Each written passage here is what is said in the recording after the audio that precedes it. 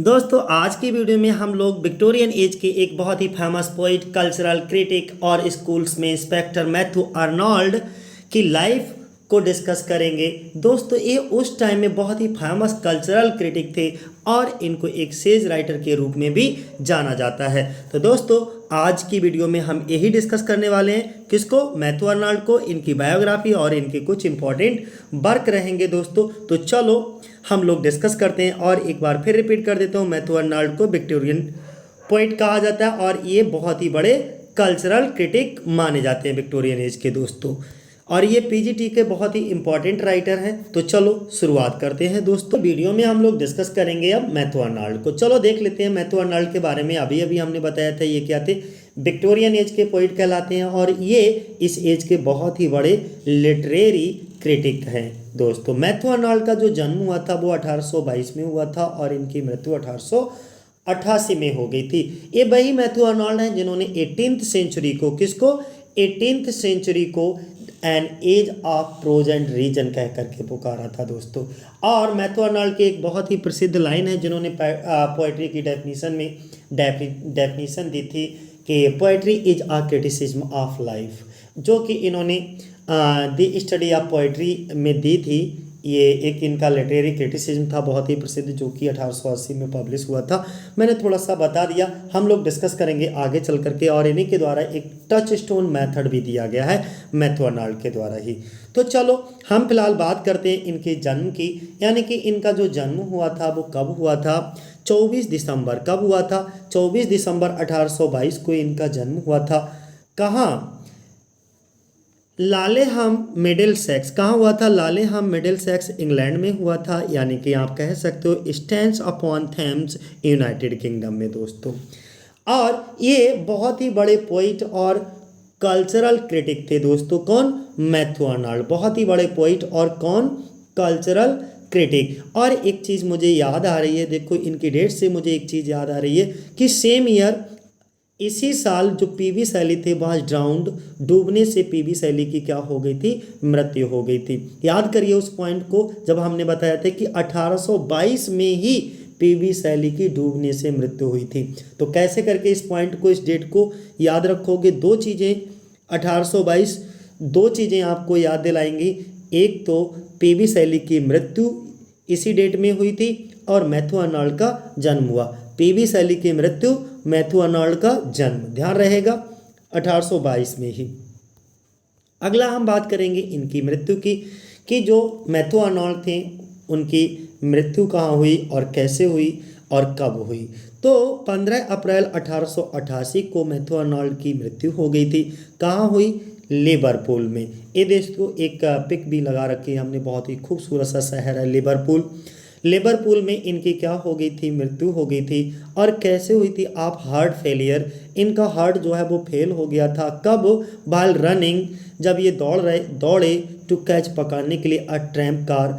ये tramp car क्या होती है, एक जो है चलने वाली बस को कहा जाता है, बस टाइप की होती है ट्रैम्प कार। उसको पकड़ने के लिए जब ये दौड़े तो हार्ट फेल होने के कारण लिवरपूल में 15 अप्रैल 1888 में इनकी क्या हो जाती है, मृत्यु हो जाती है यूनाइटेड किंगडम में। और इनको दोस्तों बरीड, दफनाया जाता है कहाँ, चर्च यार्ड। और कहाँ के चर्च यार्ड में, कहाँ के कब्रिस्तान में, लालेहम के कब्रिस्तान में। तो मृत्यु कब हुई, मैं एक बार एक सांस में बोल देता हूँ, 15 अप्रैल 1888 को 65 वर्ष की आयु में।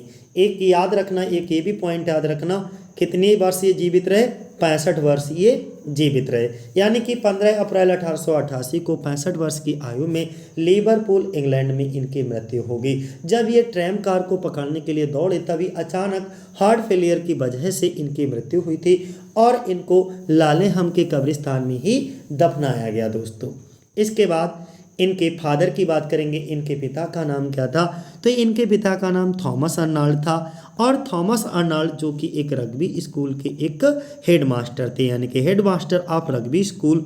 इनके पिता जो थे वो रग्बी स्कूल के एक प्रतिष्ठित स्कूल था, उसके हेडमास्टर थे। दोस्तों इनकी माता की बात करते हैं तो मैरी पेनरोज इनकी माता का नाम है। इनकी माता का नाम क्या है, मैरी पेनरोज। दोस्तों इनके एजुकेशन की बात करते हैं तो जो इनकी शिक्षा हुई थी वो कहाँ हुई थी दोस्तों, रग्बी स्कूल, बैलियल कॉलेज, ऑक्सफोर्ड में इनकी शिक्षा हुई और इनकी पत्नी का नाम फ्रांसिस लूसी बिटमैन कह सकते हो। और इनकी शादी कब हुई थी? 1851 में दोस्तों। तो इनके पिता का नाम क्या था? एक बार रिपीट कर दो। थॉमस अर्नोल्ड था, जो कि रग्बी स्कूल के हेडमास्टर थे। इनकी माता का नाम क्या था? मैरी पेनरोज था। और अगर हम बात करें मैरी पेनरोज की, और सॉरी नॉट मैरी पेनरोज की, हम बात करते हैं इन्हीं की और इनके स्पाउस की बात करते हैं, फिर इनके एजुकेशन की बात करते हैं। स्पाउस में कौन है? फ्रांसिस लूसी बेटमैन, जो कि 1851 में, और इनके एजुकेशन के बारे में हम बता ही चुके हैं। थोड़ा और डिटेल कर देते हैं। वैसे हम एक बार रिपीट कर देते हैं कि ये जो थे, ये he is called the third great Victorian poet, ये कहलाते हैं।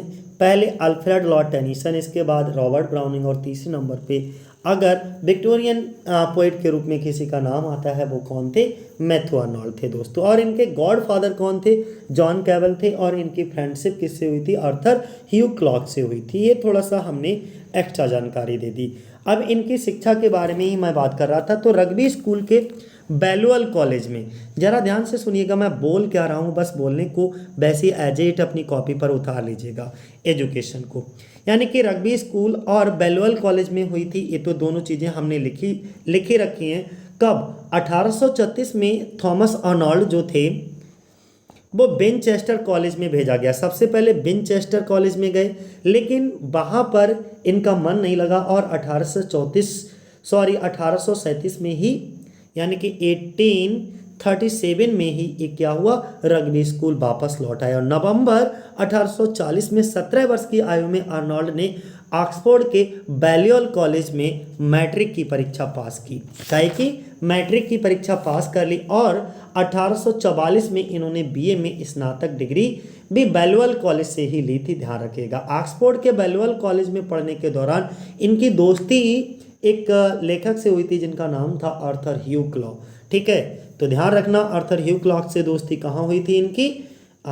बैलियल कॉलेज ऑक्सफोर्ड में ही, उसी समय कॉलेज में पढ़ने के दौरान ही इनसे दोस्ती हुई थी दोस्तों। पत्नी तो हम बता ही चुके हैं, फ्रांसिस लूसी वाइटमैन थी, जो कि 1851 में इनकी मृत्यु हुई थी। और जो फ्रांसिस लूसी बैटमैन थी, ये किनकी बेटी थी? तो सर विलियम बैटमैन की पुत्री थी। ओके, ध्यान रखिएगा, सर विलियम बैटमैन की क्या थी? पुत्री थी। ऑक्यूपेशन की बात कर लेते हैं, तो ये ग्रेट विक्टोरियन पोइट थे, साथ ही साथ कल्चरल क्रिटिक थे। Okay, her majesty inspector of school थे, यानी कि ये विक्टोरियन एज के पोइट और कल्चरल क्रिटिक, और साथ ही साथ ये इंस्पेक्टर ऑफ स्कूल भी थे। अगर हम इनके चिल्ड्रन की बात करें तो इनके 6 बच्चे थे। 6 बच्चों में यानी कि इनके 6 बच्चे थे, जिसमें पहले का नाम क्या था?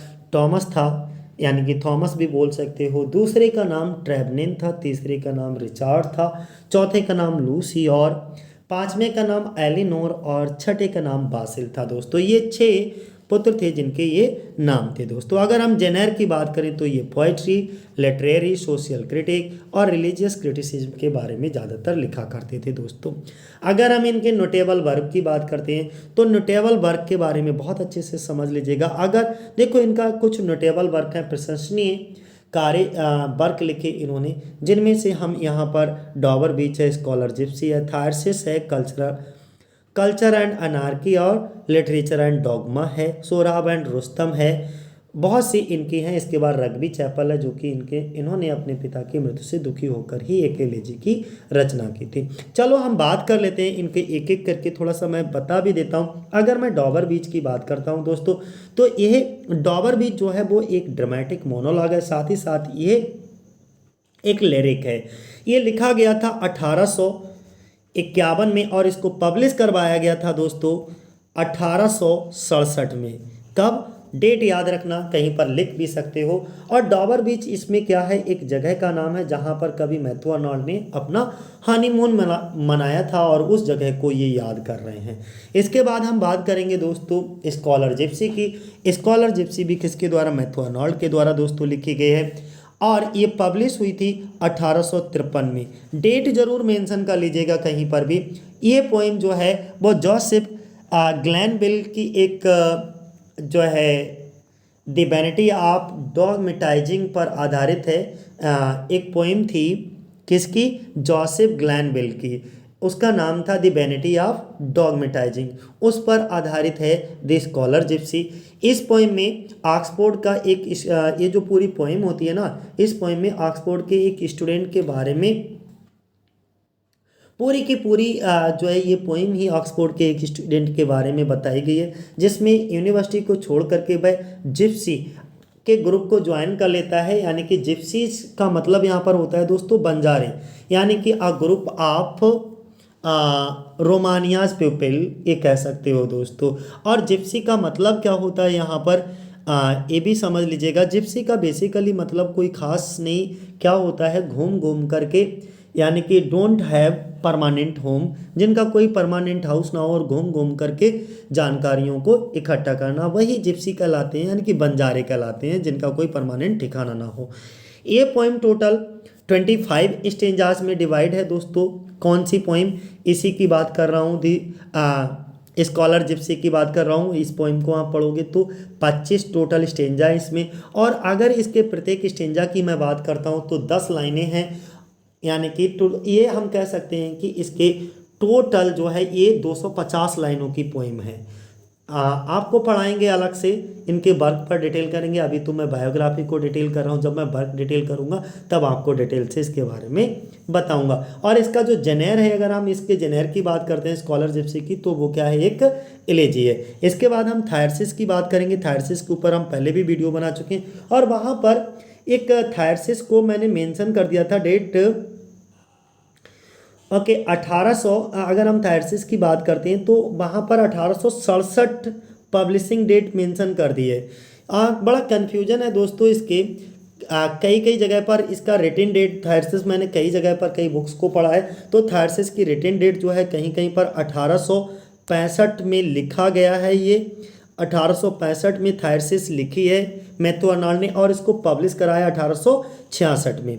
65 में लिखी, 66 में इसको पब्लिश करवाया। 67 बहुत रिलायबल नहीं है, इसलिए मैं ये कहूँगा कि आप जो पहले मैं एक वीडियो बना चुका हूँ लेजीज के ऊपर, वहाँ पर मैंने 67 बता दिया है, तो इसको उसको आप 66 कर लीजिएगा।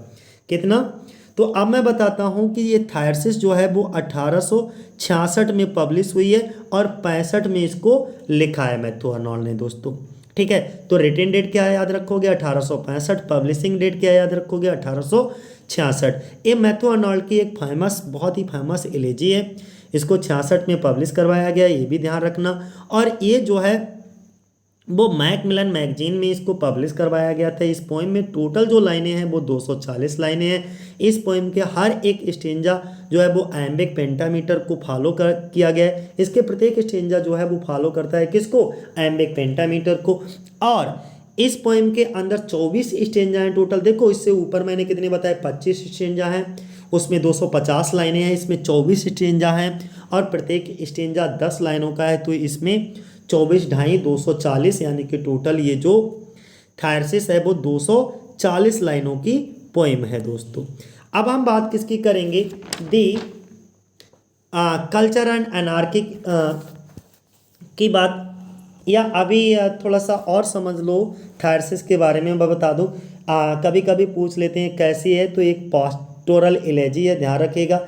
इस पोइम को कवि ने दिसंबर 1865 में लिखा, और ये लिखी किसकी मृत्यु से दुखी होकर के, तो अपने दोस्त इनके थे, कॉलेज फ्रेंड थे ऑक्सफोर्ड से ही, ठीक है, जिनका नाम था आर्थर ह्यू क्लॉक को याद करते हुए इस पोइम की रचना करते हैं। डैट मीन्स इस एलेजी को लिखते हैं, पास्टोरल एलेजी को। और आर्थर ह्यू क्लॉक की जो मृत्यु हुई थी वो नवंबर 1861 को, कब, नवंबर 1861 को दोस्तों इनकी दोस्त की मृत्यु हुई थी। अब सोचो 1861 में मृत्यु होती है, ये लिखते कब हैं, 65 में, और 66 में इसको पब्लिश करवाते हैं। एक बार ये क्वेश्चन पीजीटी में पूछा गया था कि जो मैथ्यू अर्नाल्ड के दोस्त आर्थर ह्यू क्लॉक थे, उनकी मृत्यु कितने वर्ष की आयु में हुई, तो ध्यान रखना 42 वर्ष की आयु में इनके दोस्त आर्थर ह्यू क्लॉक की मृत्यु हो गई थी 1861 में। इतना क्लियर हो गया। अब हम बात करेंगे कल्चर एंड अनार्की की। कल्चरल तुम समझती हो, अनार्की क्या होता है उसे भी हम बताएंगे कि कल्चर से मतलब क्या होता है, हमारी संस्कृति होती है, और अनार्की का मतलब क्या होता है, कोई भी अराजकता।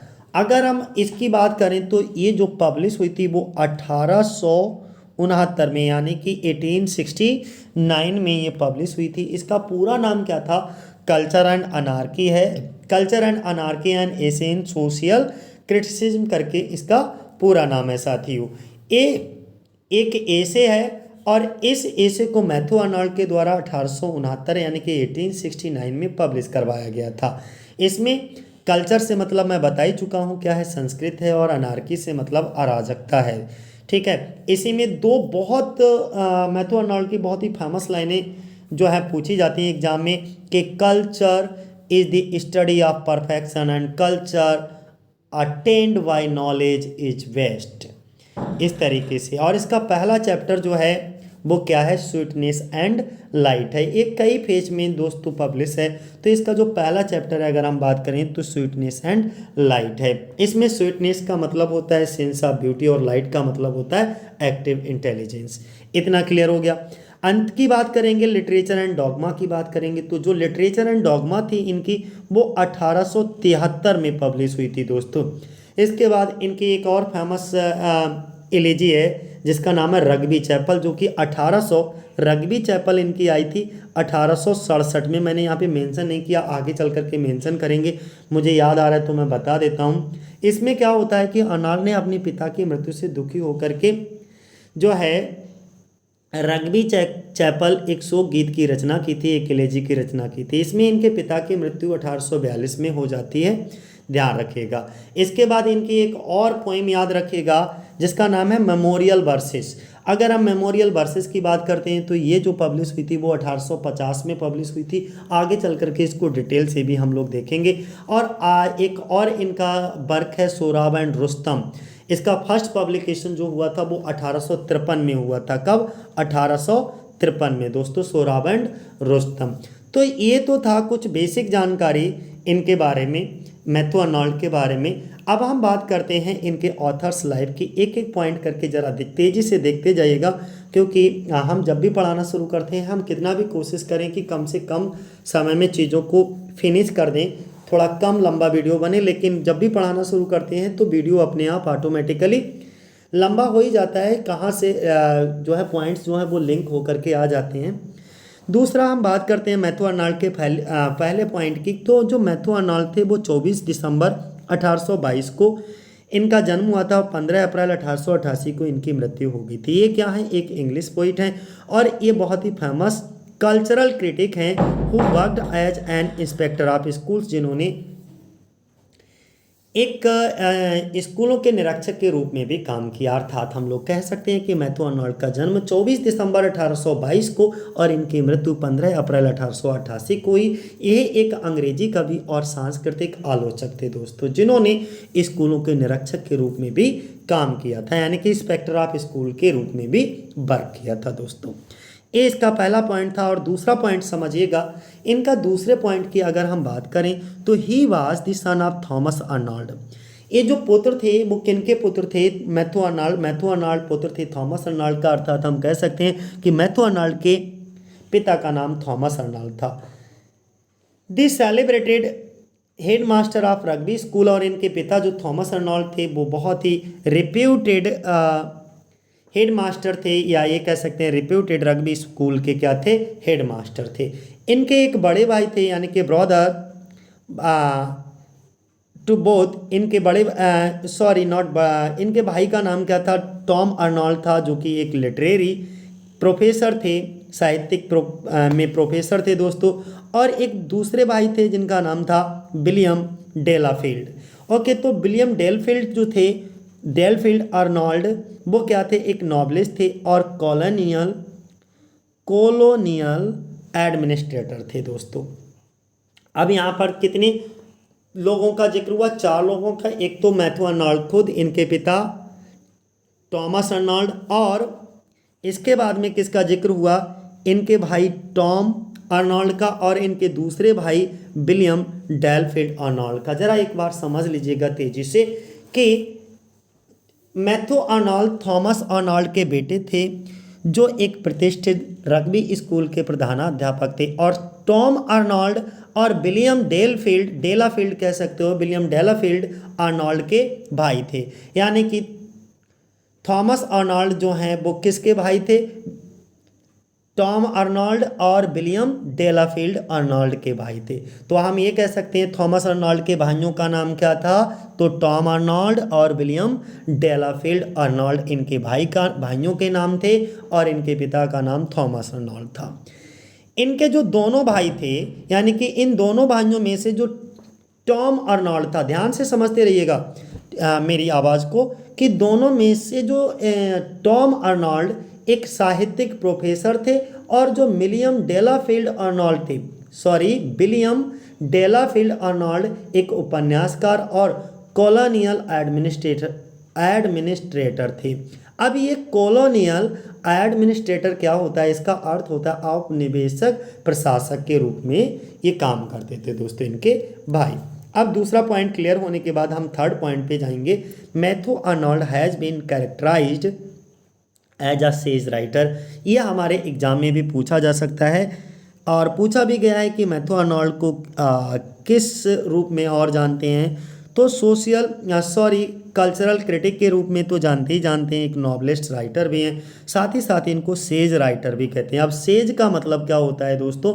यहाँ पर सेज का मतलब तुमने देखा, जो ऋषि मुनि होते थे ना पहले ज़माने में, तो जो ऋषि मुनि समाज में जो देखते थे, समाज में जो घटित होता था, उनके समकालीन उन चीज़ों को वो क्या कर देते, लिख देते थे। या जो समाज में अच्छाइयाँ होती थी तो अच्छाइयों के बारे में लिखते थे, और अगर बुराइयाँ होती थी तो बुराइयों के बारे में लिखा करते थे। वैसे ही मैथ्यू अर्नोल्ड भी थे सेज राइटर। इसको हिंदी में कहते हैं ऋषि।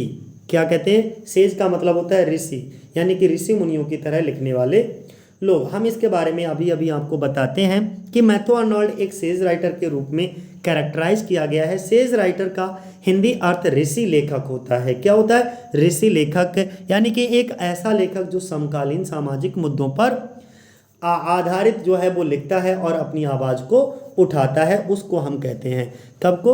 यानी कि chastise and instruct the reader on contemporary social issues. जो भी हमारे समकालीन सामाजिक इशूज होते हैं उन पर आधारित वो लिखता है और अपनी आवाज़ को उठाता है दोस्तों।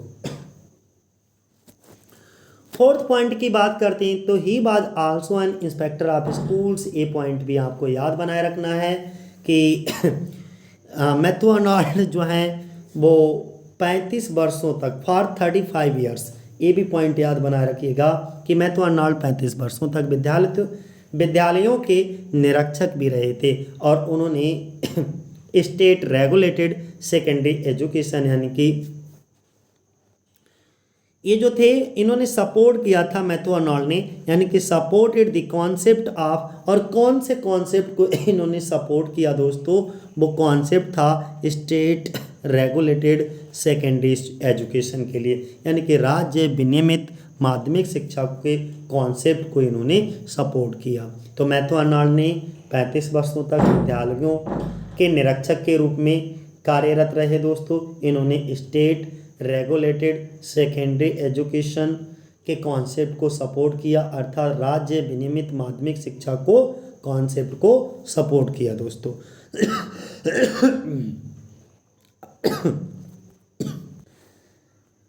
इसका पांचवा पॉइंट क्या है कि मैथ्यू अर्नोल्ड हिज फादर, इनके पिता का नाम थॉमस अर्नोल्ड था, जो कि एक यंग क्लर्जीमैन थे और बाज नोन जाने जाते थे as a prominent educator and historian दोस्तों। मैथ्यू अर्नोल्ड के पिता थॉमस अर्नोल्ड एक युवा पादरी और एक प्रमुख शिक्षक और इतिहासकार के रूप में जाने जाते थे दोस्तों। प्रोमिनेंट का मतलब प्रमुख। 6 नंबर पॉइंट की बात करते हैं। इन 1828 में, यानी कि 1828 में अर्नोल्ड मूव्ड, कहाँ मूव हो गए, कहाँ चले गए ये? टू रग्बी स्कूल के लिए, वेयर, जहाँ पर हिज फादर, उनके पिता, had been head master since 1821 से, जहाँ पर उनके पिता रग्बी स्कूल में हेड मास्टर थे। कब से? 1821 से। और मैथ्यू अर्नोल्ड वहाँ रग्बी स्कूल में कब गए? 1828 में। यानी कि ठीक 7 वर्ष पहले ही उनके पिता वहाँ के हेडमास्टर बन चुके थे रग्बी स्कूल के दोस्तों। तो यहाँ पे समझो 1828 में अर्नोल्ड रग्बी स्कूल चले गए और जहाँ उनके पिता 1821 से हेडमास्टर थे। वहीं पर दोस्तों इनकी हिज प्राइज पोइम आई दोस्तों, जिसका नाम था एलरिक एट रोम। क्या नाम था? Alaric at Rome. फिर रिपीट कर देता हूं दोस्तों कि इनकी एक पुरस्कार कविता आई थी Alaric at Rome, was printed at Rugby, जो कि रग्बी में प्रिंटेड हुई थी दोस्तों। अगला, इन 1833 में यानी कि 1833 में हिज फादर बोल्ट, इनके पिता ने बनाया अ समर कॉटेज। समर कॉटेज का मतलब होता है गर्मियों में ठहरने के लिए कुटिया या घर बनाना। और कहाँ बनाया? तुमने देखा होगा जब भी गर्मियाँ होती हैं तो हम लोग या तो हिल एरिया पर जाते हैं या किसी लेक डिस्ट्रिक्ट यानी कि किसी भी झील के किनारे रहने के लिए चले जाते हैं। वैसे ही इनके पिता जो थॉमस अर्नोल्ड थे, इन्होंने भी गर्मियों की दिनों में समर कॉटेज बनाई थी। कहाँ बनाई थी? इन लेक कंट्री में। और लेक कंट्री का नाम आता है तो लेक डिस्ट्रिक्ट के नाम से 3 कवियों को जाना जाता है। उन तीनों कवियों के नाम आपको कमेंट बॉक्स में करके बताना है कि ऐसे वो 3 कवि कौन कौन से हैं जिनको लेक डिस्ट्रिक्ट के नाम से जाना जाता है दोस्तों। अगला हम बात करेंगे कि इनके पिता ने built a summer cottage in Lake District where, जहाँ पर मैथ्यू अर्नोल्ड बिकेम दो फ्रेंड बन गए थे विद नेवर्स, अपने पड़ोसी द्रोथी और विलियम वर्ड्सवर्थ। ये जो विलियम वर्ड्सवर्थ और द्रोथी वर्ड्सवर्थ, ये दोनों भाई बहन थे। विलियम वर्ड्सवर्थ और द्रोथी, यानी कि विलियम वर्ड्सवर्थ की बहन का नाम क्या था? द्रोथी था। अब जब मैथ्यू अर्नोल्ड वहाँ रहने गए थे तो उनके पड़ोस में ही रहने लगे, यानी कि इसका मतलब हम सिंपल भाषा में ये कहूँ कि लेक कंट्री में मैथ्यू अर्नोल्ड के पड़ोसी कौन थे? तो द्रोथी और विलियम वर्ड्सवर्थ थे। जब ये पड़ोसी थे तो धीरे धीरे इनके क्या बन गए? दोस्त बन गए। किनके? मैथ्यू अर्नोल्ड के। कौन? द्रोथी और विलियम वर्ड्सवर्थ। अब समझो तेजी से, यानी कि 1833 में उनके पिता ने लेक कंट्री में एक समर कॉटेज का निर्माण किया, जहां मैथ्यू अर्नोल्ड अपने पड़ोस में रहने वाले, जिनका नाम था द्रोथी और विलियम वर्ड्सवर्थ, के दोस्त बन गए दोस्तों। अगला, नेक्स्ट 1836 की बात करते हैं। इन 1836 में मैथ्यू अर्नोल्ड ने बाज एनरोल्ड, दाखिला लिया एट विनचेस्टर स्कूल में। कहाँ दोस्तों? विनचेस्टर स्कूल में दाखिला लिया, लेकिन but did not feel happy there. क्या लिखा है? But he did not feel happy there, लेकिन वहाँ पर इन्होंने खुशी महसूस नहीं की। The atmosphere was not friendly और प्लीजेंट टू बी विद। और वहाँ का जो एटमॉस्फेयर था, वातावरण था, कहाँ का? विनचेस्टर स्कूल का, वो वॉज नॉट फ्रेंडली, इनके अकॉर्डिंग नहीं था। प्लीजेंट टू बी विद, यानी कि खुशनुमा नहीं था, इनको बिल्कुल भी अच्छा नहीं लगा। तो हम ये कहेंगे दोस्तों कि 1836 में मैथ्यू अर्नोल्ड ने विनचेस्टर स्कूल में दाखिला लिया, लेकिन वहाँ मैथ्यू अर्नोल्ड का मन नहीं लगा और वहाँ का माहौल इनके अनुकूल व सुखद नहीं था। इसलिए लेकिन इन 1837 में ही रिटर्न, ये वापस आ गए। कहाँ? टू रग्बी स्कूल में। और इसके बाद इन्होंने बैलियल कॉलेज में एडमिशन लिया, बैलियल कॉलेज ऑक्सफोर्ड में दोस्तों। अब समझिएगा कि वहाँ का माहौल इनके अनुकूल व सुखद नहीं था, इसलिए ये 1837 में क्या हुआ कि रग्बी स्कूल में पुनः वापस आ गए, लौट आए और फिर ये बैलियल कॉलेज ऑक्सफोर्ड में इन्होंने पढ़ाई करने लगे। इसके बाद कहाँ? रग्बी स्कूल के बाद। ही रोट, इन्होंने लिखा वर्ष, एक कविता लिखी फॉर आ, के लिए। किसके लिए? अ फैमिली मैगजीन, ये एक पत्रिका का नाम था दोस्तों। तो इन्होंने एक पारिवारिक पत्रिका के लिए एक कविता लिखी, ओके, और स्कूल पुरस्कार भी जीता इसके लिए, और बॉन स्कूल प्राइजेज, और इसके लिए इन्हें स्कूल में पुरस्कार भी मिला था इस फैमिली मैगजीन में लिखी गई कविता के लिए। हिज प्राइज पोएम, और इनकी जिस पोएम के लिए प्राइज मिला था, पुरस्कार मिला था, उसका नाम था एलरिक एट रोम। क्या नाम था? एलरिक एट रोम दोस्तों। और बाज प्रिंटेड एट रग्बी, जो कि क्या हुआ? रग्बी में छपी थी दोस्तों। इन नवंबर 1840 में जब इनकी उम्र 17 साल थी तो आर्नोल्ड ने मैट्रिकुलेटेड किया। मैट्रिकुलेटेड का मतलब होता है मैट्रिक की परीक्षा पास की। कहाँ से? एट बैल्यूअल कॉलेज ऑक्सफोर्ड से दोस्तों। अब नवंबर की कहानी जरा सुनिएगा। तो अब हम इनके पूरी कहानी सुनाते हैं, यानी कि he had passion of fishing, ये भी कहानी सुनाएंगे, लेकिन इससे पहले इनके स्कूलिंग कहानी पूरी सुन लो। अब स्कूलिंग कहानी क्या थी, थोड़ा वीडियो लंबा होगा, हो जाने दो, 1-1.25 घंटे का बनेगा जा करके, लेकिन फुल बायोग्राफी आपको समझ आ जाएगी अगर 1-1.5 घंटा ये वीडियो देख लिया। अब इनके अगर हम स्कूली शिक्षा के बारे में बात करें तो 1836 में, ऊपर से नीचे तक ध्यान रखिएगा, हमने शुरुआत में पॉइंट बताया था कि 1836 में मैथ्यू आर्नोल्ड ने विनचेस्टर स्कूल में दाखिला लिया।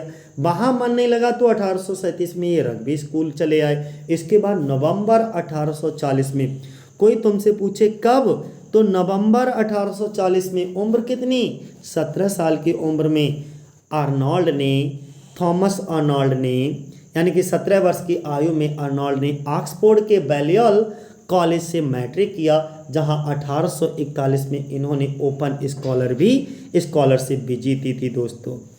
ठीक है, इसके बाद क्या हुआ? He had a passion for fishing, इनके लिए मछली पकड़ने का बहुत ज़्यादा शौक था, और which he could not overcome even when he was at Oxford, और ये शौक इनका ऑक्सफोर्ड में भी बना रहा। इसके बाद 1841 में, यही बात मैं बता रहा था दोस्तों कि 1841 में इन्होंने ओपन स्कॉलरशिप जीती थी दोस्तों। कहाँ? टू बैल्यूअल कॉलेज में, यानी कि he won an open scholarship to Balliol college. तो अगर तुमसे पूछा जाए कि इन्होंने ओपन स्कॉलरशिप कब जीती? 1841 में। उस समय ये कहाँ पढ़ाई कर रहे थे? तो बैल्यूअल कॉलेज ऑक्सफोर्ड में पढ़ाई कर रहे थे। तो जब ये बैल्यूअल कॉलेज ऑक्सफोर्ड में पढ़ाई कर रहे थे तो उस समय इन्होंने ओपन स्कॉलरशिप को जीता था 1841 में दोस्तों। इसी समय की पॉइंट नंबर 9 की बात करें तो ड्यूरिंग हिज ऑक्सफोर्ड एज, यानी कि उसी समय जब ये ऑक्सफोर्ड में अध्ययन किया करते थे, इनकी दोस्ती हो गई। ही बिकेम फ्रेंड, ये दोस्त बन गए किसके? आर्थर ह्यू क्लॉक के दोस्तों। किसके? आर्थर ह्यू क्लॉक के। और पॉइंट नंबर अगर 10 की बात करें तो पॉइंट नंबर 10 क्या कहता है हमारा? हिज फादर, इनके पिता, किसके? मैथ्यू आर्नोल्ड के पिता, जिनका नाम है थॉमस आर्नोल्ड, डाइड, मृत्यु हो जाती है हार्ट डिसीज से दोस्तों। कब? 1842 में, यानी कि 1842 में मैथ्यू आर्नोल्ड के पिता थॉमस आर्नोल्ड की मृत्यु हो जाती है, और इनकी मृत्यु से दुखी होकर के जो है मैथ्यू आर्नोल्ड एक एलेजी की रचना करते हैं जिसका नाम होता है रग्बी चैपल दोस्तों। आगे हम डिस्कस भी करेंगे जब इनके वर्क को डिटेल्ड करेंगे। ठीक है, अगला पॉइंट हमारा है कि इन 1843 में हिज पोइम, उनकी एक कविता थी जिसका नाम था क्रॉमवेल, बॉन द न्यूडिगेट प्राइज। ये पॉइंट आप कहीं पर नोट डाउन भी कर सकते हो, इम्पोर्टेंट पॉइंट है कि 1843 में इनकी एक कविता आई थी जिसका नाम था क्रॉमवेल, और इसी क्रॉमवेल कविता के लिए इनको न्यूडिगेट प्राइज भी मिला था दोस्तों। इसके बाद 12 नंबर पॉइंट क्या कहता है, यानी कि 1843 के बाद में 1844 में मैथ्यू आर्नोल्ड ने बिगिन शुरू कर दिया हिज कैरियर, अपने कैरियर को किस रूप में? एज एन असिस्टेंट टीचर, एक सहायक अध्यापक के रूप में। कहाँ? एट रग्बी स्कूल में। और इसके बाद इसके बाद ही बिगिन, उन्होंने शुरू किया वर्किंग, कार्य करना शुरू किया, फॉर के लिए अ फेलोशिप के लिए कार्य करना शुरू किया, यानी कि अपनी फेलोशिप के लिए प्रयास करना शुरू कर दिया। कहाँ? एट ओरियल कॉलेज ऑक्सफोर्ड में। इसका मतलब ये हुआ दोस्तों कि 1844 में मैथ्यू आर्नोल्ड ने रग्बी स्कूल में सहायक शिक्षक के रूप में अपने कैरियर की शुरुआत की, और इसके बाद इन्होंने ओरियल कॉलेज ऑक्सफोर्ड में एक फेलोशिप के लिए काम करना शुरू किया। नेक्स्ट 30 नंबर पॉइंट हमारा कहता है कि इन 1845, यानी कि क्या हुआ? 43 में क्या हुआ, 44 में क्या हुआ। 43 वाला पॉइंट हमने क्या बताया, इंपॉर्टेंट है। क्रॉमवेल के लिए इनको क्या मिला, न्यूटिगेट प्राइज मिला। कब मिला, 43 में, याद रखिएगा। दूसरा 44 की बात कर ली, अब हम 1845 में क्या हुआ, after a short interlude of teaching eight rugby he was elected, इनको चुना गया फेलोशिप के लिए ऑफ ओरियल कॉलेज ऑक्सफोर्ड में। यानी कि 1845 में रग्बी के अध्यापन के दौरान जब ये पढ़ाई रहे थे, उसी समय इनको ओरियल कॉलेज ऑक्सफोर्ड में फेलोशिप के लिए चुना गया दोस्तों। इसके बाद अगला पॉइंट हमारा क्या कहता है, इन 1847 में यानी कि 1847 में ही बिकेम, वो हो गए प्राइवेट सेक्रेटरी बन गए, किसके, to Lord Lansdowne, okay, Lord President of the Council. और ये लॉर्ड लैंसडाउन कौन थे, लॉर्ड प्रेसिडेंट थे ऑफ द काउंसिल। समझिएगा इस पॉइंट को, इंपॉर्टेंट है, कहीं पर नोट डाउन भी कर सकते हो। मैं एक बार पुनः इसको क्लियर कर देता हूं कि 1847 में इनको लॉर्ड लैंसडाउन के निजी सचिव के रूप में चुना गया, इनको यानी कि प्राइवेट सेक्रेटरी के रूप में चुना गया। किसके प्राइवेट सेक्रेटरी के रूप में चुने गए ये, तो किसके लिए, लॉर्ड लैंसडाउन के यहाँ। ठीक है, कौन चुना गया, तो मैथ्यू आर्नोल्ड। अच्छा ठीक है, मैथ्यू आर्नोल्ड जो है किसके, तो लॉर्ड लैंसडाउन के प्राइवेट सेक्रेटरी चुने गए या बन गए। तो ये जो लॉर्ड लैंसडाउन थे वो कौन थे, तो याद बनाए रखिएगा, Lord President of the council. यानी कि ये लॉर्ड लैंसडाउन उस समय प्रेसिडेंट ऑफ द काउंसिल थे। तो हम एक क्वेश्चन भी पूछ सकते हैं यहाँ पर कि लॉर्ड लैंसडाउन कौन थे, तो Lord Lansdowne president of the council थे। क्लियर है। नेक्स्ट उसको इतनी बार रिपीट इसलिए किया क्योंकि इंपॉर्टेंट पॉइंट था। और 15 नंबर पॉइंट हमारा क्या कहता है, इन 1849 में यानी कि 1849 में his first volume, most important, इसको कहीं पर कर लीजिएगा मोस्ट इंपॉर्टेंट पॉइंट, क्योंकि किसी भी राइटर का या तो फर्स्ट वर्क पूछते हैं, लास्ट वर्क पूछते हैं, या कोई ऐसा वर्क जिस पर उनको पुरस्कार दिया गया हो, तो ये चीज़ें हमको क्या करना है कि रैपिडली रिवीजन में रखना है। तो 1849, कहीं पर भी इस डेट को नोट कर लीजिए, 1849 में इनका पहला वॉल्यूम ऑफ पोइट्री आया था, the strayed traveller was published. 1849 में the first volume of poetry प्रकाशित हुआ जिसका नाम था the strayed traveller, the STRIDE traveller दोस्तों। इसके बाद अगला पॉइंट हमारा समझिएगा, नेक्स्ट पॉइंट भी मोस्ट इंपॉर्टेंट है, 16 नंबर पॉइंट। ये क्या कहता है कि 49 और 1850 में, देखो ये डेट अपने आप में किसी की याद दिलाएगी तुम्हें, तो किसकी याद दिलाएगी, विलियम वर्ड्सवर्थ की मृत्यु की याद दिलाएगी।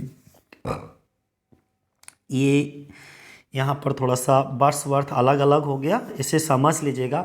और दोस्तों एक बात मैं ये भी कहना चाहता हूँ, मेरे प्रोनाउंसिएशन में बहुत सारी गलतियाँ रहती हैं, तो यहाँ पर प्रोनाउंसिएशन के साथ साथ में हमारा यहाँ पर लिखा हुआ रहता है, आप उसी तरीके से समझ लीजिए वीडियो से, और आपका जो सही प्रोनाउंसिएशन है उसके अनुसार चीज़ों को क्लियर कर लीजिएगा।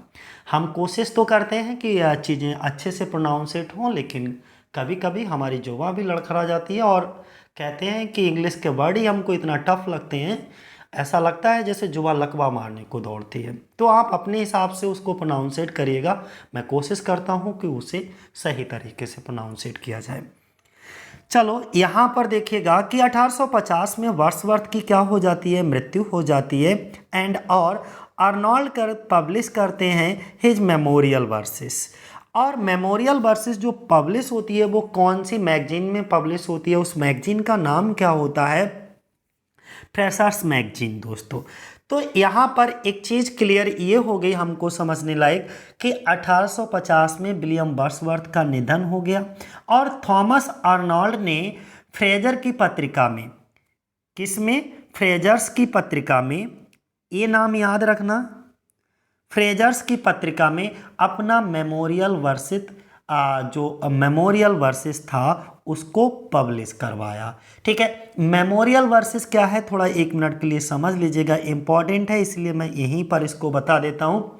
मेमोरियल वर्सेस एक एलेजी है जो कि अप्रैल 1850 में लिखी गई और इस एलेजी को मैथ्यू आर्नोल्ड ने प्रकृति के पुजारी यानी कि नेचर पोइट विलियम वर्ड्सवर्थ की मृत्यु से दुखी होकर के लिखी थी। इस कविता में मैथ्यू आर्नोल्ड ने 2 अन्य महान कवियों के नाम भी जो है डिस्कस किए हैं। एक नाम था गोएथे और दूसरा नाम था लॉर्ड क्रॉन को भी श्रद्धांजलि देते हैं। तो ये ध्यान रखना, ये 2 नाम यहाँ पर डिस्कस करते हैं। मैथ्यू आर्नोल्ड अपनी जो मेमोरियल वर्सेस होती है, पोएम होती है, जब आप इसको पढ़ोगे तब आपको पता लगेगा। बेसिकली उसमें ज़्यादा जो जोर देते हैं वो विलियम वर्ड्सवर्थ पर देते हैं, लेकिन विलियम वर्ड्सवर्थ के अलावा 2 अन्य पोइट भी हैं जिनका नाम गोएथे और लॉर्ड क्रॉन है दोस्तों, उनको भी ये श्रद्धांजलि अर्पित करते हैं इस पोएम में। अगला Memorial Verses is an elegy written in April 1850 to mourn over the death of a great English nature poet. और नेचर पोइट कौन होते हैं, विलियम वर्ड्सवर्थ को ही कहा जाता है नेचर पोइट के रूप में, इसको हम बता ही चुके हैं आपको। दूसरा अगला पॉइंट हमारा क्या कहता है, देखो 50 हो गया, कौन कौन से डेट मोस्ट इंपॉर्टेंट है, 49, 50 और 51 भी इंपॉर्टेंट है। 49 में क्या हुआ, स्ट्रेट ट्रैवलर आई थी, 50 में क्या हुआ, मेमोरियल वर्सेस आई और 51 में क्या हुआ। ये तीनों डेट अपने दिमाग में कहीं पर भी सेट कर लीजिएगा कि इन 1851 में ही मैरिड, वो शादी कर लेते हैं। और ये डेट भी इम्पॉर्टेंट है आपकी 1851 यानी कि 1851 में, बल्कि 1851 में 2 चीज़ें होती हैं, हम डिस्कस करके बताएंगे आपको। 1851 में पहली चीज़ तो यही समझ लीजिएगा कि ये शादी कर लेते हैं, और शादी करते किससे हैं, he married Francis Lucy Bateman से। और ये कौन होती हैं, डॉटर होती हैं ऑफ एन इमिनेंट जज। ठीक है, in the order to support his family he took a job, अपने परिवार को सपोर्ट करने के लिए जॉब करने लगते हैं as an inspector of school. देखो inspector of school Matthew Arnold के बेसिकली ये पॉइंट ध्यान बनाए रखना। ठीक है, a position he held for 35 years. इस पॉइंट को 1851 में उन्होंने एक प्रतिष्ठित न्यायाधीश की बेटी जिनका नाम था फ्रांसिस लूसी वाइटमैन से शादी कर ली। अपने परिवार को सपोर्ट करने के लिए इन्होंने स्कूल के निरीक्षक के रूप में नौकरी की, यानी कि एक इंस्पेक्टर ऑफ स्कूल के रूप में नौकरी की। और इस नौकरी पर, इस पद पर लगभग मैथ्यू आर्नोल्ड 35 साल तक रहे, यानी कि ये नौकरी इंस्पेक्टर ऑफ स्कूल की कितने वर्षों तक की, 35 सालों तक की इन्होंने। नेक्स्ट पॉइंट क्या कहता है हमारा, इन 1852 1852 में इनका मैथ्यू आर्नोल्ड ने पब्लिश करवाया है सेकेंड वॉल्यूम ऑफ पोएम्स को, जिसका नाम था Empedocles on Etna and other poems. ये इसका पूरा नाम था दोस्तों। तो देखो कितना हमने क्या बताया, ये सभी डेट लगातार लाइन से इंपॉर्टेंट हैं। 49 में इनका फर्स्ट वॉल्यूम ऑफ पोइट्री आया, 50 में इनका मेमोरियल वर्सेस आया, 51 में इन्होंने शादी की और 52 में फिर से इनका सेकेंड वॉल्यूम ऑफ पोएम्स आ गया जिसका नाम था Empedocles on Etna and other poems. ये दोनों volumes are eventually withdrawn from circulation। 1852 में इनका सेकेंड वॉल्यूम ऑफ पोएम्स को पब्लिश करवाया गया और इनके इस सेकेंड वॉल्यूम ऑफ पोएम्स का नाम था Empedocles on Etna and other poems. दोनों वॉल्यूम, जो दोनों संस्करण थे, वॉल्यूम से मतलब होता है संस्करण, को अंततः सर्कुलेशन अर्थात इसके प्रचार प्रसार से वापस ले लिया गया था दोस्तों। इसके बाद नेक्स्ट पॉइंट हमारा कहता है 53 में ही 1853 में ही पब्लिश्ड, उन्होंने पब्लिश करवाया पोएम्स को a new edition, a selection from the 2 earlier poems famously including Empedocles on Etna, but adding new poems Soraba and Rustam and the Scholar Gypsy। दोस्तों इम्पॉर्टेंट पॉइंट है, ये सब कुछ बहुत इम्पॉर्टेंट है, यहाँ से बहुत कुछ पूछा जाता है। 1853 में इन्होंने पोएम्स अ न्यू एडिशन करके, क्या पोएम्स अ न्यू एडिशन करके छपवाया था, को पब्लिश करवाया। और इस वॉल्यूम में इनके दो पुराने जो पिछले हमने बताया था 49 और 51 की बात की थी, तो सॉरी 52 की बात की थी, तो इनके दो पुराने वॉल्यूम्स ऑफ पोएट्री पब्लिश हुए थे। उन्हीं दोनों वॉल्यूम्स में से कविताओं को सिलेक्ट किया गया था। ठीक है, earlier volume famously including Empedocles on Etna but adding, लेकिन इसमें दो पोएम्स को ऐड किया गया था, एक सोहराब एंड रुस्तम और दूसरी थी हमारी स्कॉलर जिप्सी। इनकी दोनों ही पोएम मोस्ट इंपॉर्टेंट है, सोहराब एंड रुस्तम भी इंपॉर्टेंट है और द स्कॉलर जिप्सी भी। इन दिस कलेक्शन, इस कलेक्शन में ही एडेड, इन्होंने ऐड किया किसको, प्रीफेस को। हिज फर्स्ट इम्पॉर्टेंट, इनका पहला महत्वपूर्ण क्रिटिकल एसे था, आलोचनात्मक निबंध था इन भी, जिसमें ही इंट्रोड्यूस, इन्होंने परिचय कराया द प्रिंसिपल सिद्धांतों को, that a significant focus of criticism, जिस पे इन्होंने सबसे ज़्यादा फोकस किया, किस पर, क्रिटिसिज्म शुड भी होना चाहिए the works effect on the emotional and moral health of the reader and the nation। ये देखिएगा, समझने वाली बात है, इम्पॉर्टेंट है कि इस संग्रह में इन्होंने अपना पहला महत्वपूर्ण जो क्रिटिकल एसे लिखा, आलोचनात्मक निबंध लिखा, उसमें प्रीफेस जोड़ा, जिसमें अर्नोल्ड ने एक प्रिंसिपल दिया, एक सिद्धांत पेश किया कि आलोचना का एक महत्वपूर्ण फोकस होना चाहिए, यानी कि किसी को क्रिटिसाइज करने का भी एक महत्वपूर्ण किसी चीज़ को, तो किसी इम्पोर्टेंट चीज़ को लेकर के उसको फोकस करके जो है क्रिटिसाइज करना चाहिए। और वो किसको फोकस करके, किन दो चीज़ों को फोकस करके व्यक्ति को क्रिटिसाइज करना चाहिए, एक तो रीडर को फोकस करके और दूसरा राष्ट्र की भावना, यानी कि the nation, emotion of the nation, राष्ट्र की भावना और उसके नैतिक स्वास्थ्य पर होना चाहिए, यानी कि रीडर, राष्ट्र की भावना और उसका क्राइटेरिया क्या है, लेवल क्या है, उसका मोरल कितनी तरीके से वो हेल्दी है, इस पर फोकस करके किसी को भी क्रिटिसाइज करना चाहिए। दूसरा, अगला हम बात करेंगे इन 1854 में क्या हुआ, 1854 में poems the second series appeared हुई थी, इट इंक्लूडेड, जिसमें इंक्लूड किया गया था द न्यू पोएम्स को, और वो न्यू पोएम इनकी क्या थी, बॉल्डर डेड। क्या थी, बॉल्डर डेड। 1854 में इनकी second series of poems I, जिसमें इन्होंने एक नई कविता को भी जोड़ा जिसका नाम था वॉल्डर डेड। इन 1857, 1857 में मैथ्यू आर्नोल्ड, यहाँ पर स्पेलिंग मिस्टेक है, एक बार ठीक कर लीजिएगा, मैथ्यू आर्नोल्ड बिकेम हो गए, क्या बन गए, ये प्रोफेसर बन गए। लेकिन ये प्रोफेसर काहे के बने, आप पोएट्री के प्रोफेसर बन गए, कहाँ, एट ऑक्सफोर्ड में दोस्तों। और 1857 से हमें 1857 की क्रांति की भी याद आती है, जो कि भारत के इतिहास में एक महत्वपूर्ण तिथि है दोस्तों। एट ऑक्सफोर्ड में बेयर मीन्स जहाँ ही वाज, वो थे, वो कौन, मैथ्यू आर्नोल्ड, बास मीन्स थे द फर्स्ट, पहले ऐसे व्यक्ति थे इन दिस पोजीशन, इस पोजीशन के पहले व्यक्ति थे जिन्होंने डिलीवर किया था हिज लेक्चर्स को, अपने जितने भी लेक्चर्स से उनको डिलीवर किया करते थे, यानी कि लेक्चर्स देते थे इन इंग्लिश में देते थे, रादर दैन की अपेक्षा, की तुलना, इन लैटिन की तुलना में। समझो 1857 में मैथ्यू आर्नोल्ड पोएट्री के प्रोफेसर बन गए, जहां पर उन्होंने लैटिन के बजाय अंग्रेजी में अपना लेक्चर दिया।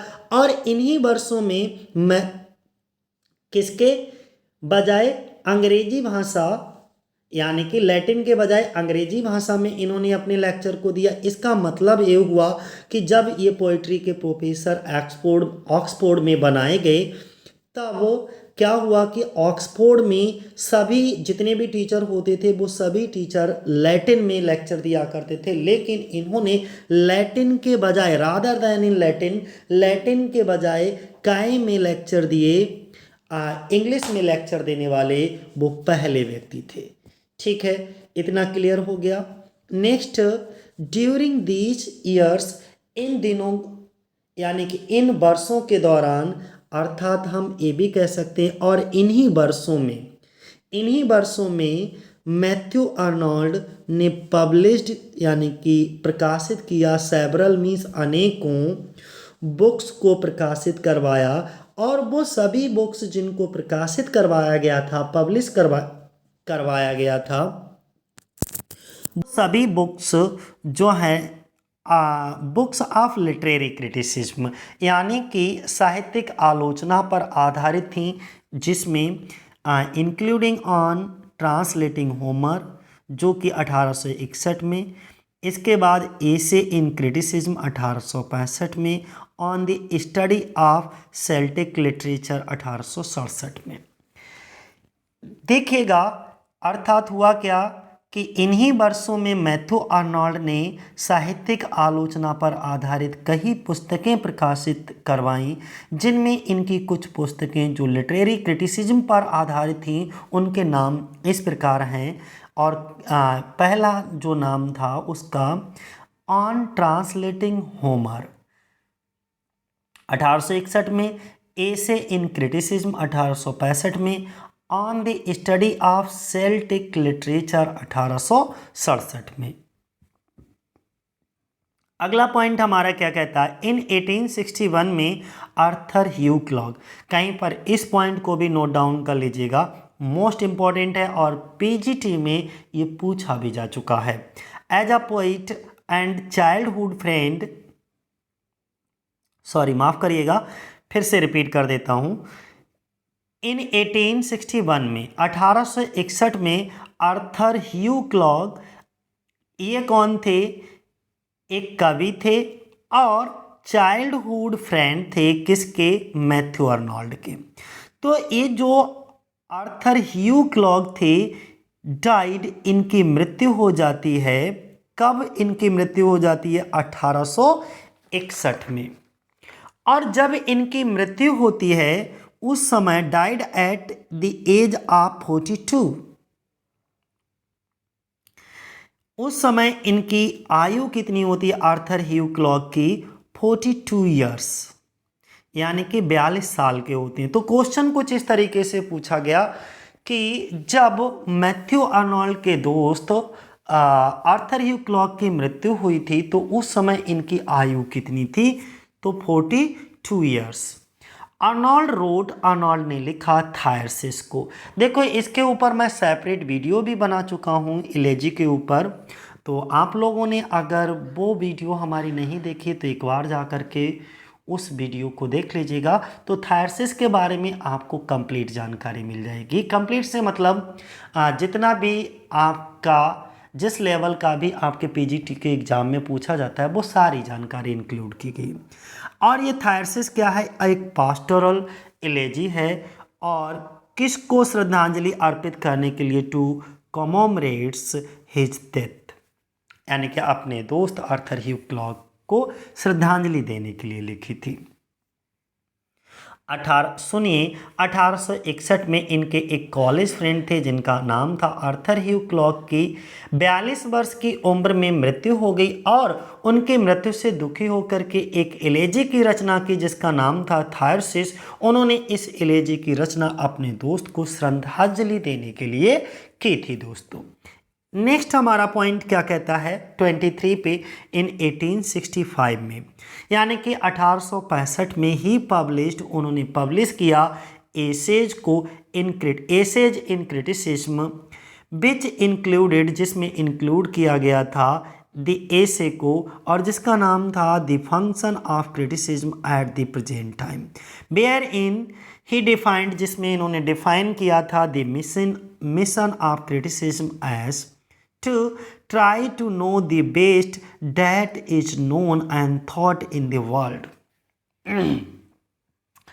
समझो इसे कि क्या कहा गया है इसमें। 1865 में इन्होंने एक आलोचनात्मक निबंध प्रकाशित किया। क्या किया? 1865 में इन्होंने एक आलोचनात्मक निबंध को प्रकाशित किया, जिसमें इनका एक निबंध शामिल था और जिसका नाम था the function of criticism at present time. जिसमें एक निबंध को शामिल किया गया और उसका नाम क्या था? The function of criticism at present time. इतना क्लियर है। जिसमें इन्होंने आलोचना के मिशन को इस रूप में परिभाषित किया कि उस सर्वश्रेष्ठ को जानने का प्रयास करें। इस तरीके से जानने का प्रयास किया कि उस सर्वश्रेष्ठ को जानने का प्रयास करें, to try to know the best, कि उस सर्वश्रेष्ठ को जानने का प्रयास करें जो दुनिया में जाना और माना जाता है। That is known and thought in the world, जो दुनिया में जाना और माना जाता है। अगला पॉइंट हमारा क्या कहता है कि 1869 में ही पब्लिश्ड, इन्होंने पब्लिश करवाया कल्चर एंड एनार्की को। Whereby he became known as the apostle of culture. 1869 में इन्होंने कल्चर एंड एनार्की, यहाँ पर कल्चर से मतलब संस्कृति और उसी के विपरीत एनार्की से मतलब अराजकता। क्या है? अराजकता को पब्लिश, यानी कि ये इनके वर्क का नाम था कल्चर एंड अनार्की। इसको पब्लिश करवाया, कब पब्लिश करवाया? 1869 में, यानी कि 1869 में, जिससे इनको द अपोस्टल ऑफ कल्चर के रूप में जाना जाने लगा। और इस वर्क को पब्लिश करवाने के बाद इनको किस रूप में जाने जाने लगा, ये मैं सर्किल कर देता हूँ, द अपोस्टल ऑफ कल्चर के रूप में जाने लगा। वेयर बाय, जिससे ही बिकेम नोन एज, किस रूप में? इस वर्क को पब्लिश करवाने मात्र से ही इनको किस रूप में जाना जाने लगा? द अपोस्टल ऑफ कल्चर के रूप में। इतना क्लियर हो गया होगा मुझे लगता है। और यहाँ पर अपोस्टल का मतलब क्या है? अपोस्टल का मतलब यहाँ पर है किसी को प्रेरित करना या बढ़ावा देना। जैसे किसी भी कल्चर या अनार्की या किसी भी संस्कृति या अराजकता या उसके बारे में चीज़ों को अवेयर करना, बढ़ावा देना, ये सब इसका अपोस्टल का मीनिंग होता है। अगला, इन 1861 में ही पब्लिश्ड, उन्होंने पब्लिश करवाया friendship garland, an extension of his criticism of the enlightened middle classes को। 1871 में इन्होंने फ्रेंडशिप गार्लैंड को पब्लिश करवाया, जो कि जो निर्धन, निर्जन, मध्य वर्गों की आलोचना पर एक इनका विस्तारित वर्ग था, उसमें डिटेल्ड किया गया था। नेक्स्ट पॉइंट, 1873 में, 1873 में ही पब्लिश्ड, उन्होंने पब्लिश करवाया लिटरेचर एंड डॉगमा को। तो ये इंपॉर्टेंट है, कहीं नोट डाउन कर लीजिएगा कि लिटरेचर एंड डॉगमा को कब पब्लिश करवाया गया था। तो 1873 में। और the first of 4 major studies of Bible and the Church of England. तो जो लिटरेचर एंड डॉगमा था उसको कब प्रकाशित करवाया गया था? 1873 में। जो बाइबल और इंग्लैंड की चर्च के 4 प्रमुख अध्ययन थे उनमें से पहला था दोस्तों। फिर से रिपीट कर देता हूँ, जो लिटरेचर एंड डॉगमा था जिसको पब्लिश करवाया गया था वह बाइबल और इंग्लैंड की चर्च के 4 प्रमुख अध्ययनों में से पहला वर्ग था दोस्तों, पहली चीज थी। अगला, 1879 में, यानी कि 1879 में अर्नोल्ड ने पब्लिश करवाया द एसे, एक निबंध Wordsworth, as the preface to the poems of Wordsworth, here begin his return to literary criticism. 1879 में मैथ्यू आर्नोल्ड ने एक निबंध पब्लिश करवाया जिसका नाम था वर्ड्सवर्थ, और ये एक प्रीफेस, यानी कि प्रीफेस का मतलब भाई प्रस्तावना होता है, preface to the poems of Wordsworth के रूप में था दोस्तों, to the poems of Wordsworth के रूप में था। इतना क्लियर है। Here begin his return to literary criticism, और यहीं से इनकी साहित्यिक आलोचना में वापसी की शुरुआत होती है। अगला हम लोग डिस्कस करेंगे 28 पर, यानी कि इन 1883 में 1883 में he made first tour of America, for which he prepares 3 lectures, जिसमें लिटरेचर एंड साइंस, एमर्सन और नंबर्स। समझो 1883 में मैथ्यू आर्नोल्ड ने अमेरिका का पहला दौरा किया। मैथ्यू आर्नोल्ड ने अमेरिका का पहला दौरा कब किया? 1883 में, 1883 में। तो पूछ लिया जाए, कैसे भी पूछा जाए आपसे कि 1883 में मैथ्यू आर्नोल्ड ने कहाँ का दौरा किया, तो अमेरिका का पहला दौरा 1883 में किसने किया? तो मैथ्यू आर्नोल्ड ने। जिसके लिए इन्होंने, जब मैथ्यू आर्नोल्ड ने 1883 में अमेरिका का पहला दौरा किया था, इसके लिए इन्होंने 3 लेक्चर्स तैयार किए थे।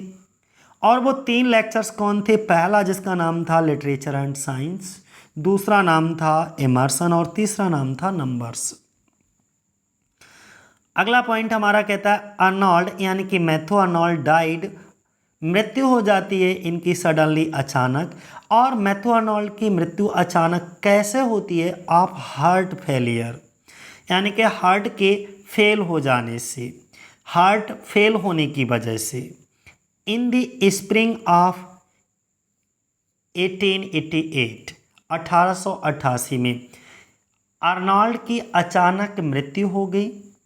आर्नोल्ड की अचानक मृत्यु हो गई। किससे हुई? हार्ट फेल होने की वजह से। किससे हुई? हार्ट फेल होने की वजह से। कब हुई? 1888 के बसंत में, इन द स्प्रिंग ऑफ 1888, 1888 के स्प्रिंग में। कहाँ हुई? तो एट लिवरपूल में। कहाँ हुई? एट लिवरपूल में। और इनको दफनाया गया, एंड वाज बरीड, और इनको दफन कर दिया गया। कहाँ दफनाया गया इनको? लालेहम में। तो लालेहम में इनको क्या कर दिया गया? दफना दिया गया। एक चीज़ और बता दूं, with the 3 sons whose early loss had shadowed his life. अच्छा, शैडो मीन्स क्या होता है? शैडोड हिज लाइफ का मतलब होता है कि दुखों का पहाड़ टूट पड़ना, बहुत ज़्यादा दुखी होना। तो इसका अर्थ ये हुआ, जो लालेहम में ही इनके तीनों बेटों को भी, बच्चों को भी दफनाया गया था, जिनकी मृत्यु पहले ही हो चुकी थी। और बेटों की मृत्यु का कोई भी व्यक्ति हो, जब परिवार के किसी एक व्यक्ति की भी मृत्यु होती है तो दुख होता है। तो वैसे ही मैथ्यू आर्नोल्ड के जो बेटों की मृत्यु का इनके ऊपर बहुत गहरा असर पड़ा। ऐसा लगा जैसे कि इनके ऊपर दुखों का पहाड़ टूट पड़ा हो दोस्तों। इसके बाद अब हम लोग चर्चा करेंगे, स्टार्ट करेंगे the major work of Matthew Arnold. Matthew Arnold ने कौन कौन से महत्वपूर्ण वर्क्स को लिखा, उसकी चर्चा करेंगे। साथियों, अब हम लोग डिस्कस करेंगे मैथ्यू आर्नोल्ड के कुछ इम्पोर्टेंट वर्क के बारे में कि मैथ्यू आर्नोल्ड ने कौन कौन से मेजर वर्क लिखे।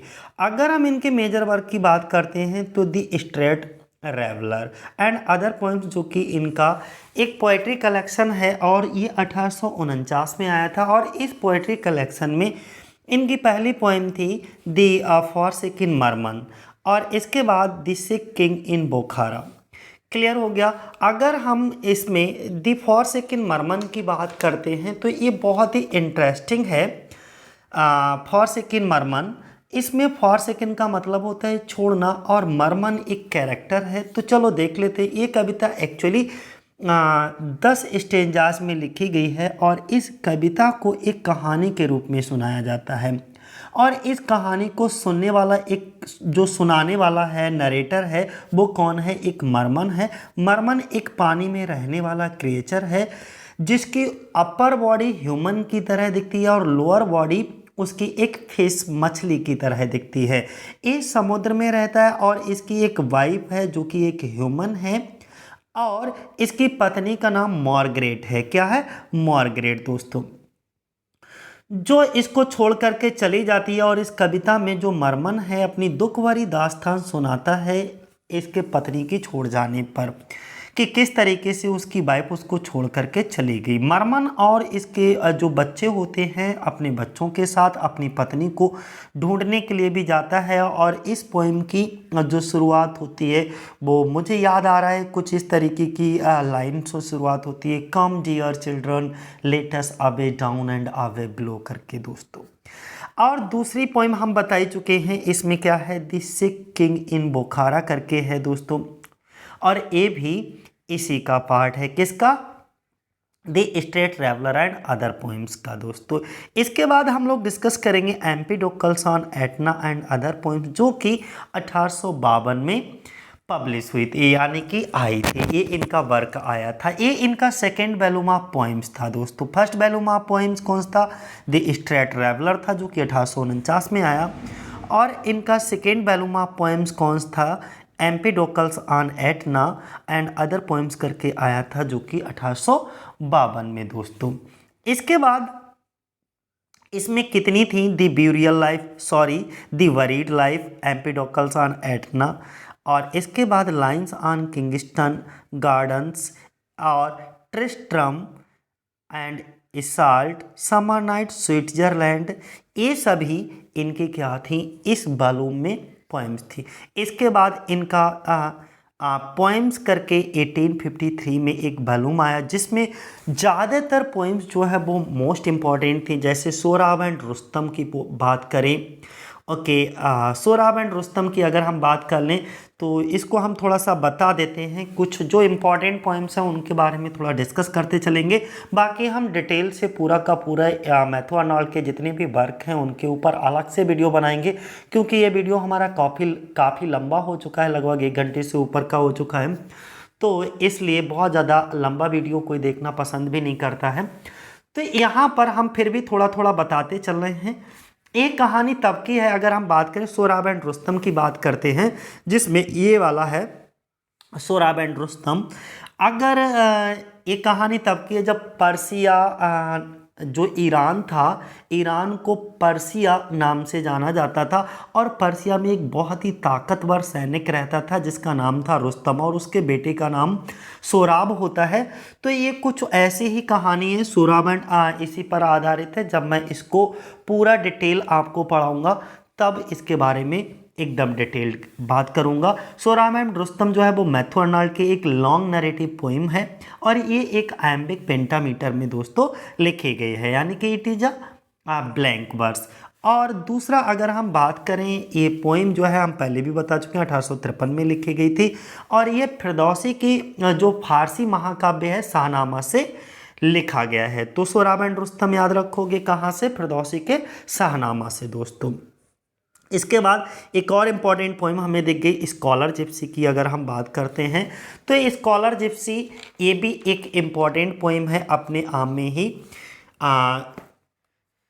जो ये भी 1853 के वॉल्यूम में ही पब्लिश हुई थी। और ये मैथ्यू आर्नोल्ड की एक पोइम है जिसमें जोसेफ ग्लैनविल करके एक पोइट थे, उनका वर्क था वैनिटी ऑफ डॉगमेटाइजिंग करके, उस पर आधारित है दोस्तों। ये इस पोएम में टोटल अगर हम बात करें तो 250 लाइन्स हैं। स्कॉलर जिप्सी एक ऐसे स्कॉलर की स्टोरी है, कहानी है, जिसमें ऑक्सफोर्ड की एकेडमिक लाइफ को छोड़ करके बंजारों के ग्रुप को ज्वाइन कर लिया।